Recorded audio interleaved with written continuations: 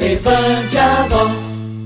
Doutor Cristóvão, o tema que prometemos aí para hoje foi sobre essa questão de a fertilização, né? O pessoal que tenta engravidar. Porque tem gente também que engravida só em pensar, sem querer. Encostou, engravida. Tem gente que tem muita dificuldade, né? Antes da gente falar das posições, a quantidade de relações pesa? Ou é aquela coisa igual o pessoal que coloca 10 bilhetes, 100 lá na Mega Sena, mas tem um que coloca só uma e dá certo? Bom dia, Léo. Bom dia a todos os ouvintes. É isso, Léo. Nessa questão da fertilidade, né? Obviamente o casal deve ter uma constância de relações, né?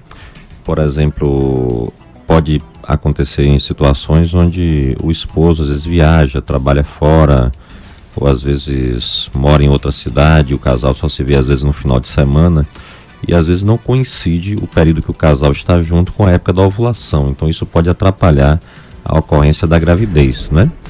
Mas não é necessário ter relação todos os dias para engravidar. Um casal que tem boa fertilidade, tendo relações, né, dentro de uma média normal, que seria 2, 3 vezes por semana, consegue engravidar sem problema. Na maioria das vezes que o casal não consegue a gravidez, não é a quantidade de relações que está interferindo, e sim outros fatores ligados ou à mulher, ou às vezes também à parte masculina, porque o homem contribui, né, com 1/3 dos casos de dificuldade para engravidar.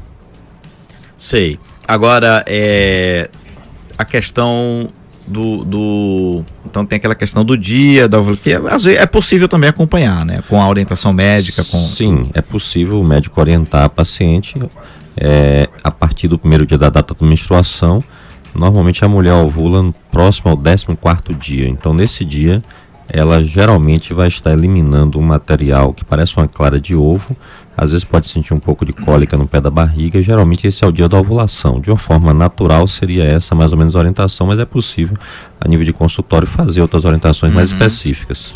Agora, doutor, em relação à questão das posições, influencia, tem aquela posição que facilita mais? É isso, Léo. Também assim, se o casal tem uma boa fertilidade, né, geralmente isso não vai ter uma grande influência. Mas, de uma forma geral, né, os estudos mostram, né, como a gente estava comentando aqui um estudo antes de iniciar a entrevista, né, que quando a mulher, né, está deitada com a barriga para cima e o homem por cima, né, e isso quando ocorre a ejaculação, ou quando a ejaculação acontece, não é, com a mulher na posição que classicamente convencionou se chamar de 4, né? Nessas posições parece que o órgão sexual masculino é melhor alinhado com o colo do útero, né? E facilita a deposição do sêmen, do espermatozoide, já numa posição que seja mais adequada para ver a ascensão do espermatozoide para o útero, né?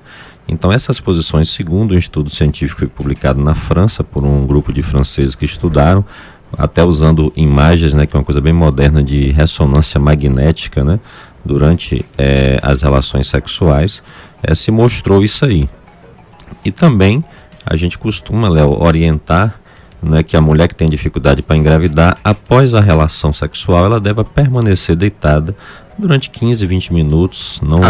Ajuda, não deve correr logo ao banheiro para urinar, para se higienizar, porque ao deitar ali, isso permite também que os espermatozoides possam, né, já iniciar um processo de ascensão ao útero e à trompa, e isso parece ser positivo, permanecer deitada por 15 a 20 minutos. Agora, isso que você está dizendo pode despertar, é bom o senhor até orientar, não sei se pesa ou não, aquele outro pensamento de, se o doutor Cristóvão está dizendo que é bom ficar 15 minutos e não ir logo urinar, se depois da relação eu levantar rapidamente e mijar logo, então não vou engravidar. Né? Isso, Léo. Isso não é uma verdade. não é bem assim, não tem essa lógica assim. A gente está orientando, no caso a facilidade assim, para de engravidar. Casais que têm um grau de dificuldade. Tem casais que vão tentar engravidar e às vezes nas primeiras relações, no primeiro mês, já vão ter a gravidez. Outros podem passar 6 meses, 1 ano, né? A partir de 1 ano, né? Quando um casal tenta engravidar durante 1 ano e não acontece a gravidez, aí sim passa-se a considerar aquele casal com um problema de infertilidade, com dificuldade de engravidar. E esse casal deve ser investigado, tanto a parte feminina, né, Léo, mas também a parte masculina. Mas, obviamente, isso não evita a gravidez se a pessoa correr e for logo ao banheiro urinar, não é?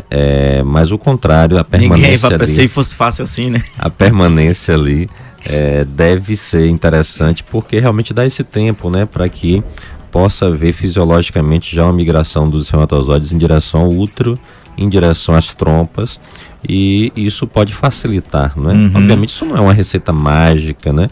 Toda paciente que passa mais de um ano, Léo, sem conseguir engravidar, deve procurar um ginecologista de sua confiança, uma pessoa especializada, para fazer exames como ultrassonografia, fazer exames de hormônio para saber se não tem problema de tireoide, se não está com a prolactina alta. Às vezes o peso, né, a obesidade e o sobrepeso podem contribuir com a dificuldade de engravidar, porque as mulheres que têm obesidade ou sobrepeso, elas têm uma dificuldade de ação da insulina chamada de resistência à insulina, e essa resistência à insulina pode alterar o funcionamento ovariano nos processos de ovulação.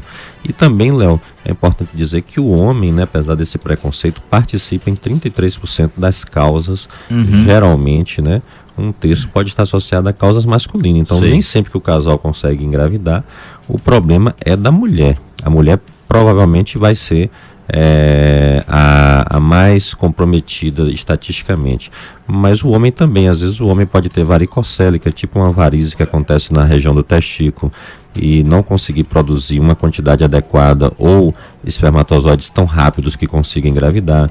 Às vezes ele pode ter tido uma uretrite, pode ter tido uma doença, né, na sua adolescência ou na fase mais jovem, como gonorreia ou clamídia, pode ter uma inflamação da próstata, entendeu? Pode ter também outros problemas de hormônio. Então, várias questões podem Sim. estar associadas à dificuldade de engravidar. E nesse caso, quando se descobre um problema masculino, isso geralmente é investigado por um espermograma de boa qualidade e por outros exames. O homem é encaminhado para um urologista, que pode fazer também essa parceria com o ginecologista e acompanhar o fator masculino nesse caso. Agora 8h27, estamos conversando com o Dr. Cristóvão Andrade, ginecologista, atende no Hospital e Clínica Santo Antônio, que tem o melhor check-up para você, sem dúvida o melhor check-up. Agende agora o seu, 3631-3725. Café Palmeiras, sempre o melhor, 3631-5614. Dix, vem aproveitar as marcas que fazem sucesso e te deixam preparadíssimo para qualquer ocasião. Santo Antônio Tratores novos e seminovos de qualidade, 3631-0053, ali no Amparo, BR-101, quilômetro 262. Agora, doutor, já que a gente falou das posições que facilitam, e as posições que dificultam, né? Léo, assim, não existe, assim, especificamente posições que dificultam, como a gente falou bem claramente, assim.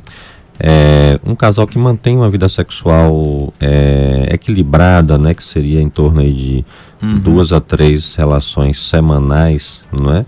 Na média, não é, brasileira, segundo alguns estudos, seria em média de 2 relações semanais. Porque quando está começando o pessoal faz essa média por dia. É isso, exatamente. Mas assim, não é essa necessidade também de ter relação todos os dias para engravidar quando não há problema de fertilidade, não é? Agora, claro, quando existem problemas, existem essas orientações que podem facilitar, essas posições podem ajudar, não é nada assim milagroso que vai conseguir, às vezes o problema pode ter em outro lugar.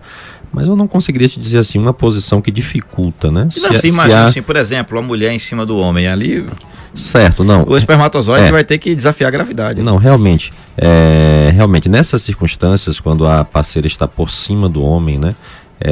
Pode haver uma dificuldade porque a ejaculação acontece contra a gravidade, e isso pode fazer com que parte do conteúdo ejaculado seja rapidamente exteriorizado pela via vaginal, sem haver uma subida em direção ao útero e às trompas, né? Essa posição realmente, você me lembrou bem, é uma posição que pode eventualmente gerar algum grau de dificuldade na aquisição da gravidez, entendeu? Grau de dificuldade, viu, gente? Isso não quer dizer que não vai engravidar, não. Exatamente. Não, fica por cima aí que aí não engravida. E lembrando, Léo, que quando o casal tem uma boa fertilidade, não às vezes basta uma relação, às vezes até uma relação incompleta pode engravidar. Na verdade, quem não quer engravidar deve se cuidar bem. Como é que se chamava o coito interrompido, né? O coito interrompido pode levar... Pessoa que antes de ejacular pegava e tirava, disse não vai. Isso é um método contraceptivo, teoricamente assim, natural, né? Mas que tem um índice de falha de 30%. Então, quem não quer ser papai, quem não quer ser mamãe, né, Léo? Quem não quer ter uma gravidez indesejada ou não está na hora de criar um filho, deve procurar também o profissional especialista, o médico, às vezes o médico clínico, às vezes algumas enfermeiras podem orientar no posto médico e usar um método contraceptivo seguro, né? Que pode ser uma pílula, pode ser uma injeção, pode ser o preservativo, pode ser um DIU, não é? Pode às vezes discutir a possibilidade de ligar as trompas, ou de fazer uma vasectomia. Existem vários métodos que são mais seguros e obviamente esses métodos devem ser utilizados, né, como uma forma de evitar uma gravidez indesejada que tenha obviamente diversas consequências, como a gente já teve a oportunidade de discutir aqui com você em outras oportunidades. Agora, doutor, esse um estudo aí que foi realizado recentemente, e às vezes a gente pega ali aquele estudo, diz isso, diz aquilo e tal, mas não sabe se está concluído ainda, mas eu gostaria que o senhor comentasse isso aqui. Segundo outros estudos, referindo-se aos homens, usar roupas muito justas pode impactar negativamente na contagem de esperma. O pessoal da música sertaneja aí, meu Deus, deve estar tudo. Assim como guardar o celular no bolso e passar muito tempo em banheiras de hidromassagem aquecidas. Isso é verdade, Léo. Isso tem um sentido científico. Na verdade, é verdade? É verdade. O celular, rapaz? Olha só, deixa eu te falar. Em relação a roupas muito apertadas. Sim. Na verdade, a região, né, onde ficam os testículos, né, ela tem músculos, né, que permite com que o próprio corpo ou aproxime o testículo do corpo ou afaste, né? Então, assim, se está muito frio, há uma tendência desses músculos se contraírem e trazerem os testículos mais para perto do corpo. Se está muito calor, há uma tendência desses músculos relaxarem e levar o testículo mais para fora do corpo, um pouco mais distante. Isso é porque, Léo, o testículo, ele precisa trabalhar numa temperatura que é ideal para que aconteçam os processos metabólicos e enzimáticos adequados então, banheiro de hidromassagem à formação dos espermatozoides. Então, homens que usam roupas muito apertadas, cuecas muito justas, mantêm o testículo sempre próximo ao corpo. Da mesma forma, quem usa muito banheira de hidromassagem com água aquecida. Então, isso também deve ser orientado. Os homens não devem usar roupas muito justas, devem usar roupas que sejam confortáveis, né? Mas, em algumas circunstâncias, isso pode trazer alguma dificuldade em engravidar. Em relação ao celular, Léo, você toca num ponto interessante, é o seguinte: o celular é uma tecnologia importante e nova, mas ele usa, né, um tipo de onda, né, eletromagnética, eu acredito, e não se sabe hoje exatamente, isso são estudos novos que questionam qual o grau de risco à nossa saúde que isso poderia causar. De uma forma geral, né, se orienta que as pessoas não carreguem o celular no bolso, entendeu? Porque esses estudos são preliminares, mas obviamente não é tão fácil você estabelecer correlação. Da mesma forma, existem algumas orientações que as pessoas não durmam com o celular do lado da cabeça, né?